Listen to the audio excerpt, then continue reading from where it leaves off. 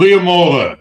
Dit is Dinsdagoggend 23 Junie 2026 en oude gewoonte groet ek julle hartlik hier vanaf die walle van die Groot Rivier. Heel eerstens wil ek net bevestig of terugvoer gee rondom die berigte van Zelensky wat moontlik gesneuwel het in 'n aanval. Ek kon geen bevestiging tot op hede kry nie. Inteendeel hoor ek dat hy gooi 'n bietjie dreigemente rond daar na Lukashenko toe van wat is die land se naam? Maar in elk geval daar langs Rusland, Belarus, ekskuus tog, Belarus. En so daar's geen bevestiging van dit wat ek gisteroggend gesê het. Daar berigte rondgaan in die wêreld nie. Maar ek dink belangrike nuus vir die wêreld en veral vir Brittanje is die feit dat hulle eerste minister Keir Starmer bedank het. En dit is die 4de eerste minister in 4 jaar wat bedank in Brittanje. Wat vir my sê dat die Britse regering in taamlike chaos hulle self bevind en dat daar nie werklike sterk leierskap is wat na vore kom nie. Nie werklike sterk leiers wat na vore tree nie. Ek het geen idee wie die opvolger gaan wees nie, maar dit behoort 'n aanduiding te wees in watter rigting hulle beweeg. Maar aan die ander kant, 'n land wat 4 eerste ministers in net 4 jaar het, behoort te weet dat die volk lankal vertroue in daai regerende party verloor het en dat hulle eintlik 'n verkiesing behoort uit te roep. So dis dan die einde van Keir Starmer en dan natuurlik die gesprekke daar by Lake Lucerne in Switserland. Technical talks between daar is J.D. Vance met die bemiddelaar, die eerste minister daar van Pakistan. En daar's kontrasterende berigte wat uit Switserland na vore kom. Berigte het gesê dat Iran het hulle self onttrek. Ander berigte wat sê dat J.D. Vance het nie eens soontoe gevlieg nie.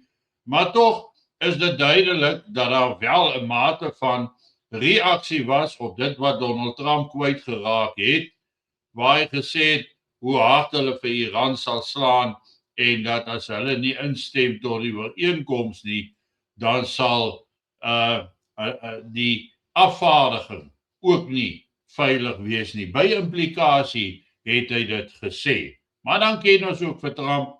Hy praat baie, hy dreig baie, maar dit klink vir my ten spyte daarvan dat op een stadium spesifiek die Iraanse delegasie uitgestap het hulle toch teruggekeer na die onderhandelingstafel en is daar ook sekere feite wat aan die lig begin kom oor wat presies het hulle bereik. Dit is natuurlik baie belangrik in die oë van die VSA dat hulle 'n oorwinningsgedagte het in die hele onderhandelingsproses. En ek dink vandaar al die uitlatings wat gemaak word en wat ons dan op sosiale media van hoor. Die feit is dat die onderhandelinge gaan voort. Oliepryse het geval en markte sal waarskynlik boontoe versterk.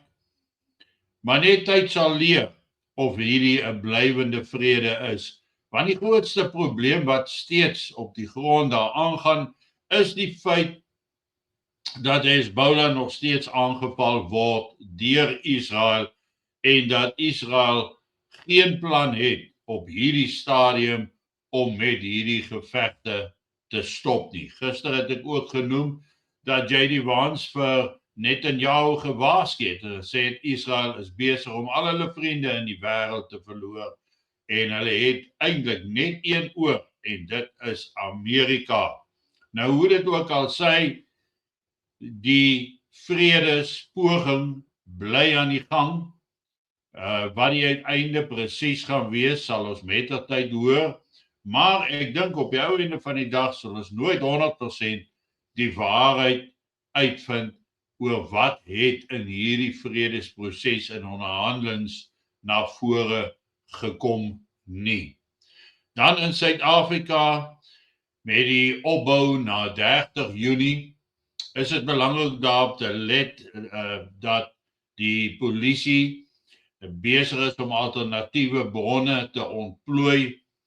Hulle praat hier ENCA wat sê massive police deployments are rolling out nationwide ahead of the unofficial 30th of June deadline given to undocumented foreigners. Acting Police Minister Firoz Kachalia says security forces are stepping up operations across all provinces starting this week to maintain order while safeguarding the constitutional right to protest.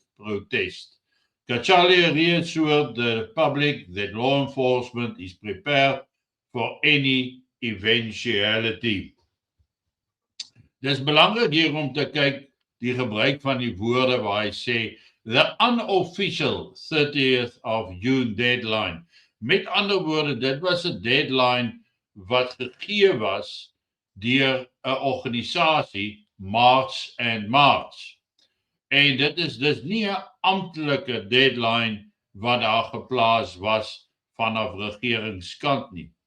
Tog sien ons duisende Mosambikers terugkeer na Mosambiek, veral in die Kosi-Baai omgewing by daai grensposte is beeldmateriaal beskikbaar van lang rye en rye voertuie wat wag om terug te keer na Mosambiek. Ons sien ook dat die Malawians in Durban saamgetrek het en daar is een plek, hulle is nou geskuif na 'n plek waar hulle nou gehanteer word, gedokumenteer word met die bedoeling vir repatriasie na Malawi, maar jy kan sien hoeveel duisende van hulle daar sit. Maar die gemors wat hulle agtergelaat het daar waar hulle was, is ongelooflik om na te kyk. Nou ons sien dan ook daar word gesê dat die toestand van die pad wat daar na Sherwood Hall en Sydenham, Durban lei nadat die Malawiërs dit ontruim het, wat hulle dit vir 2 weke geokkupeer het en hulle is nou na die drive-in site in North Beach, Durban geskuif waar hulle nou soort van gedokumenteer word heiliglik. Maar kyk net die gemors wat agtergelaat word van Durban. Dit is daar waar hulle gebly het en dit is hoe daai strate nou lyk en daar is selfs gedeeltes van daai strate wat toegemaak is omdat daar nie voertuie deur kan beweeg nie. Maar dis ook nie nou net die Malawiërs wat so mors nie, die eie inwoners van Suid-Afrika is ook skuldig aan mors in ons stede in die middestad. Dis nou net baie makliker om 'n buitelandse groepering te blameer vir daardie gemors wat die strate blokkeer. Hoe dit ook al sê, dit is 'n skande in die eerste plek dat so iets in Suid-Afrika moes gebeur. Dit wys ons hoe ver het ons geval en hoe ver het ons agteruit gegaan sedert ons 'n werkbare, stabiele land in 1994 oorgegee het sonder om 'n enkele skoot in die proses te skiet. Ons het natuurlik ons verpligtinge en dit is om ons grondgebied te beskerm. Ons moes dit bewaar, maar deur die verraad wat plaasgevind het ons daardie mag of reg tot eienaarskap van ons land verloor, prysgegee ter wille van 'n breë wêreldsiening van reënboog vermengdheid, kultuurvermengdheid, verlaging in intellektuele vlak oor 'n tydperk van 30, 40 jaar. Ons sien dat ons nou die vrugte pluk van 'n onoordeelkundige besluite wat geneem is deur 'n klein groepie elites voor 1994 om ons land weg te gee. Ons sien dan ook dat daar onder selfs die swart kiesers se hinkering terug is na die ou dae waar alles skoon was, alles gewerk het en daar voorspoed was. En ons sien dan ook dat die Vryheidsfront Plus selfs in Durban nou met geweldige tree na vore beweeg en al hoe meer en meer steun op grondvlak geniet. Dit sê vir ons daar is 'n breë skaalse hinkering na sukses, na veiligheid, na ordelikheid, na polisieering, na wet en orde en net die reg om te mag lewe en te mag voortbestaan. Net tyd sal leer waarheen ons beweeg. Net tyd gaan wys waarheen die wêreld beweeg.